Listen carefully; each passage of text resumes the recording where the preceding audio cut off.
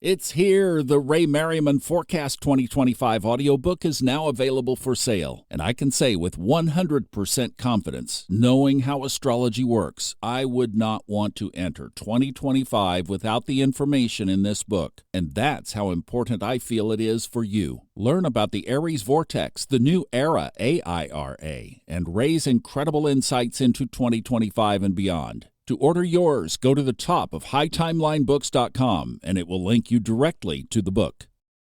Welcome to the Old Soul, New Soul Astrology podcast. I've got another podcast called Fun Astrology. It's every day, and I've had some folks helping me do fun astrology here lately, and one of them is a great gal. Her name is Lizz Christie, and she called us a question in. Robert, listen to this. Every day of the week is assigned or associated with a planet in our solar system. For example, Monday, the Moon's day, Tuesday, Mars' day, Wednesday, Mercury's day, and so on. I was born on a Tuesday, so Mars' day. Does that put a special emphasis on Mars in my chart? I have Mars in Cancer, so Mars is currently in the sign of Cancer. I'm also just curious in general, though, does this have any significance? Hey, Liz, great question. I happen to be born on a Sunday, and I'm going to throw this kind of back to Thomas. Aside from it being kind of trivially interesting that you're born on a particular day of the week, I've never found any special significance in that. I mean, I'm born on the Sunday, but the sun is always important in the chart. You're born on a Tuesday, which is Mars Day. Mars is always important in the chart, no matter what day you're born. So what I do find more important than the day, and I love these rulerships of the days of the week.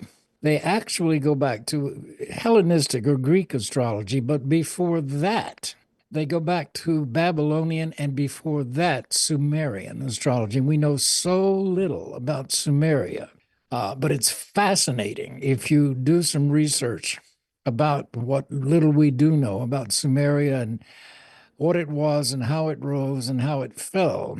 They originally were the ones that associated the planets, what we call it Chaldean planets, with the days of the week. And so those have been passed on and passed on.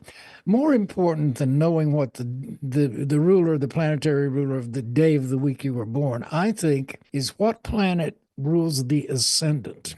That ascendant changes 1 degree every 4 minutes of birth time.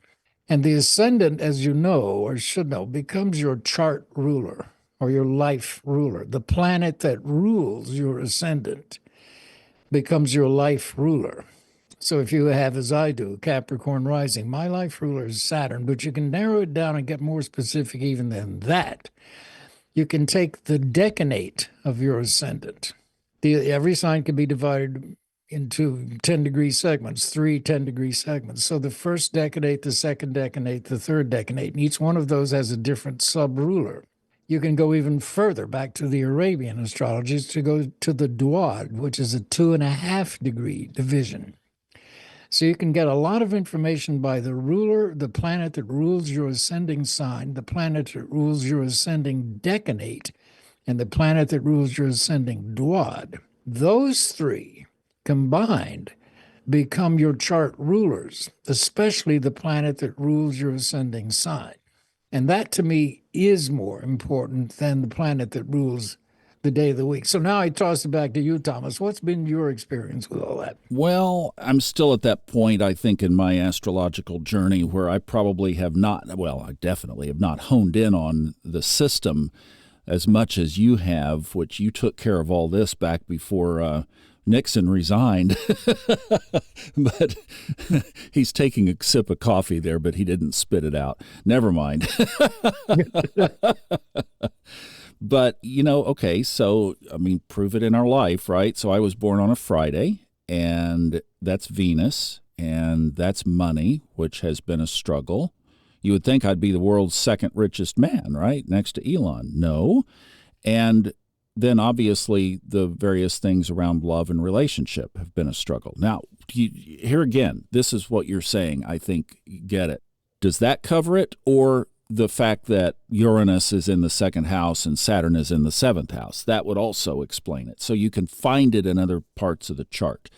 Does that have significance in my life, that is Friday is the day and it's ruled by Venus. Well, it's interesting. I'm like, Lizz is talking about Mars, and Mars is in Cancer, and Mars is grumpy in Cancer, and it's been very difficult in retrograde in Cancer right now.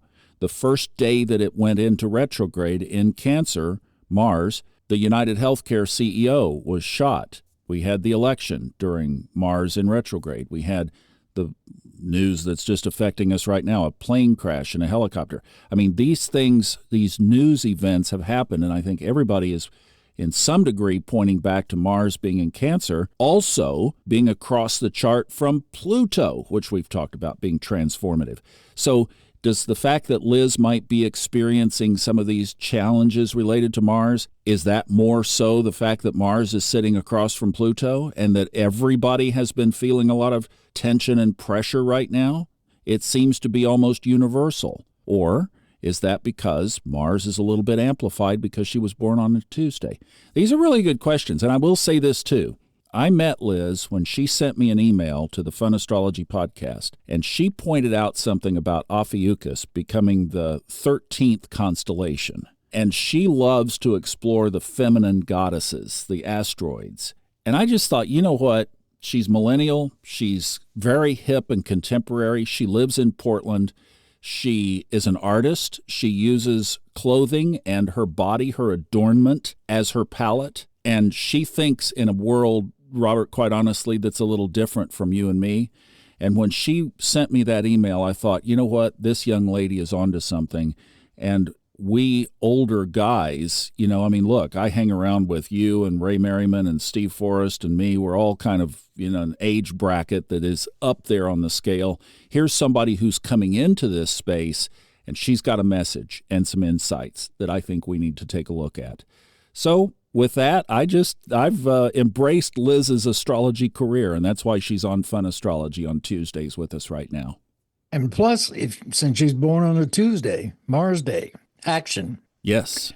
She is what I would call a performance artist, just from what you said. Now, I don't know if she's actually a performer or not. She should be. But I think she's got a message to deliver through, you mentioned using her body, clothing, and art, and perhaps music, and maybe even dance and movement. I don't know. She DJs and she does dancing with these hoops. They set them on fire and dance with them in Portland. That's what I'm talking about. Mars, fire. So here we go. So she's the embodiment of her art.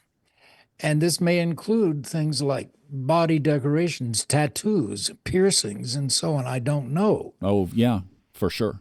But she becomes an embodiment of her artistic explorations. So a natural for her would be various forms of performance art. It's one thing to write a book. That is performing, but it's not direct. Audiovisual media is direct. Live performance is direct.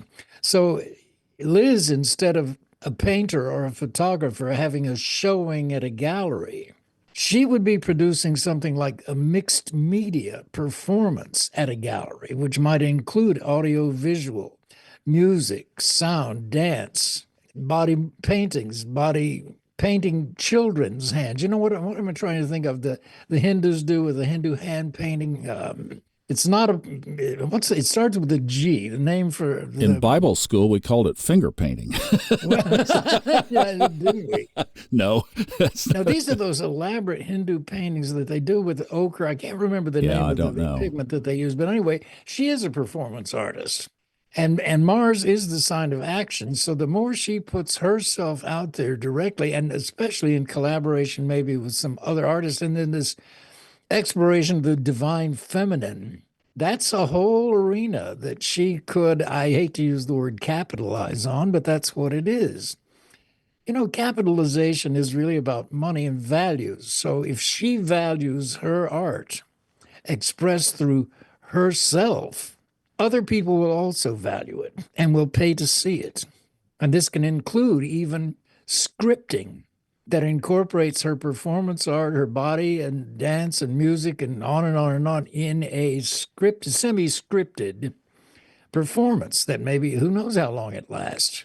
Anyway, I'm just throwing that out, Liz. No, this is great. And this is, for all of you listening, Robert always says, make something out of everything you see. And Robert will never, I don't think, probably ever have the asteroids on his chart if you get a reading from him. But look at how he's open to it and making something from it. And here's the deal. Here is where Liz is headed. She wants to go back to school and get a master's degree in counseling, psychology, and incorporate astrology and psychology from a licensed perspective of a clinician. And that's where she wants to go. And she will do it herself because she is always beautifully self-expressed. I love all that. And if she wants to be a counselor and she's got this whole performance artist quality in her, boy, oh boy, what a terrific opportunity to incorporate performance art with children and young adult therapy, art and therapy. And young adults, and maybe even adults, or maybe women in particular. But it's fascinating if she has both, if she's got the degree in counseling, which again, you don't have to be a psychiatrist to do that. You can get a licensed clinical social worker degree and a number of different counseling degrees in 2 years, 4 years, whatever. But then she does it in her own way. She incorporates something, for lack of a better phrase, I keep visually seeing her doing performance art and teaching other people how to do that as a psychological and spiritual healing modality, if you will. And I've seen kids, I've even seen people working with Down syndrome people. And you know, some of these people, Down syndrome babies often do not live a long lifetime, but I've known here, in fact, we have an institution, I've worked with them that deal, and they're 50-year-olds with Down syndrome, and they have art therapy. Art therapy is a wonderful window into and a door into helping people with disabilities or psychological issues deal with those problems in a creative way. So, Liz, are you listening? She's probably leaning in and smiling as well. You know, we have talked some in the past about directions of astrology. And anybody who is considering a path of going into, okay, we have two different types of people. We have already licensed clinicians, psychological counselors, who are starting to roll astrology into their practice. And then the flip, like what Liz is doing, where you became interested in astrology and you say, wow, if I got my master's, I could really go somewhere with this. That's a great direction on either side of the fence there. So highly encourage people to do that. Well, it's such a good point, Thomas. I've known and been friends with a woman named Hadley Fitzgerald for many, many years. I don't know if she and I started out about the same time together, but she is a psychotherapist and an author and, of course, an astrologer. And everybody, again, it's all different. Every kind of counseling is different. So what Liz can bring to counseling is something that I couldn't or Hadley couldn't either. It's her own uniqueness and her own experience. I love this bridge, though, of Liz's art with counseling. And there's a way for her to integrate that with counseling and be incredibly effective and integrate all of it with astrology. I love that you mentioned the art therapy. Yes, that is so cool. And she would be so good at that. So lots of opportunities. It would be great to be young, would it not? I'd roll back and do probably similar of what she's doing. All right, Robert, thank you so much. And if you'd like to talk to Robert, you can check out the show notes. His newly designed website is in there. You can contact him. We've got a Discord group that is run by Kristin Lawhead, and the conversation continues in there as well, if you'd like to check that out. There are some folks in there that love to take a look at chart questions, so you can ask them in there. The link to the Discord is at the top of funastrology.com. If you'd like to know how to get straight to it, just go up there, social icons, click the one for Discord. Thank you guys so much for listening. Robert, for your great answer, and Liz, for your great springboard question. We'll see you next time. Thanks for listening.